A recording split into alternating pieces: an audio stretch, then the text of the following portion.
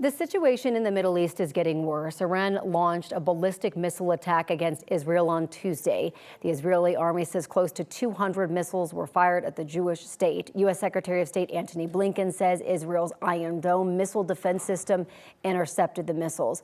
Iran's Islamic Revolutionary Guard Corps says the attack is in retaliation for Israel killing a Hezbollah leader last week.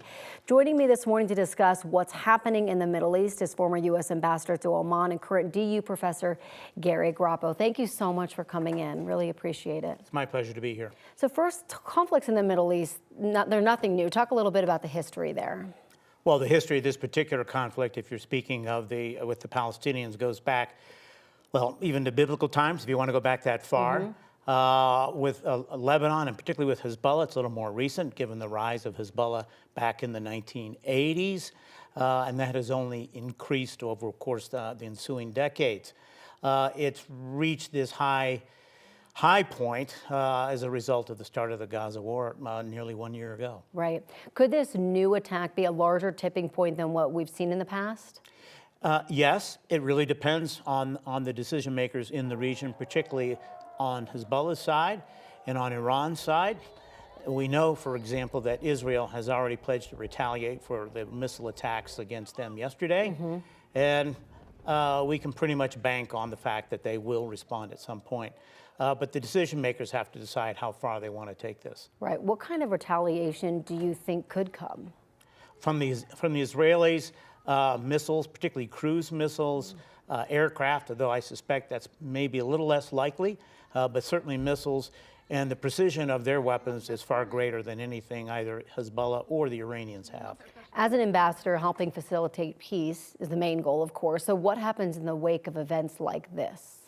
I can assure you that all my former colleagues in the Department of State, particularly those in the region, are working around the clock to find ways to diffuse this, to lower tensions, to find opportunities where there may be a possibility for negotiation, particularly the ambassadors in the region who are speaking with the highest levels of the governments where they're serving.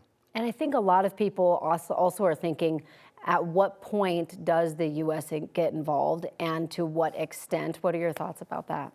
Well, the U.S. to a certain extent is already involved.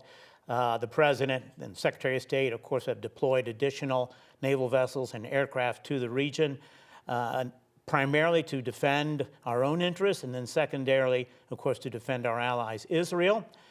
I don't know whether the United States is planning to respond to Iran.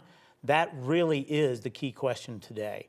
Will we directly insert ourselves in this Iran-Israel conflict? So you're a professor at DU. What questions do you get asked the most from your students who are concerned about what they're seeing and hearing about this? I get lots of questions about this conflict, some going back in history, some currently. Obviously, everyone wants to see an end to this conflict and a solution to the long-standing Israeli-Palestinian conflict. There are many. It's just a question of having the leadership and the will and the courage to look for those solutions and find them, and then ultimately the courage to accept compromise. And right now, that is the most difficult thing for anyone in this region to do. Absolutely. Well, incredible insight, and we appreciate you coming on the morning show this morning to talk about it and give us a little bit more information, Gary. It's my pleasure. Nice to meet you. You as well. All right.